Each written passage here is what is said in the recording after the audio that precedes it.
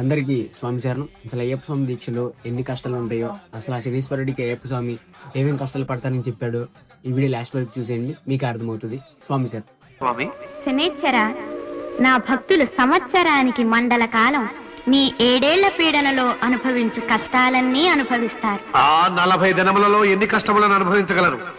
నేను కలిగించే కష్టములు శతకోటి. మధురసాలతో మత్తు పానీయాలతో రుచిగా భుజించే వారి జిహ్వపై దెబ్బతీస్తాను. దానితో వారు భుక్తి లేక అలమటించిపోతారు. నా భక్తులు సాత్విక ఆహారంతో ఏకభుక్తం చేస్తారు. హంసతూలికా తల్పాల మీద పువ్వులు పరిచి పవళించిన వారినైనా సరే కట్టెల పాన్పు వరకు కదిలేలా చేస్తాను. సుఖాలు విడిచి కటిక నేల మీద శయనిస్తారు. పరిమళాలు వెదజల్లు పన్నీటి జలకాలకు తిలోదకాలు పించి గజగజలాడించేలా చేస్తాను.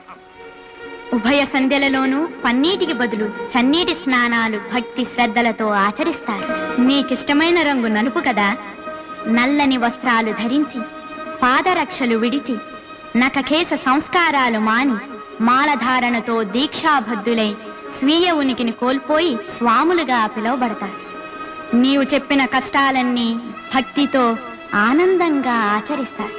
సంతోషమే మాని మాలధారణతో దీక్షాబద్ధులై స్వీయ ఉనికిని కోల్పోయి స్వాములుగా పిలువబడతారు. నీవు చెప్పిన కష్టాలన్నీ భక్తితో ఆనందంగా ఆచరిస్తారు. సంతోషమేగా.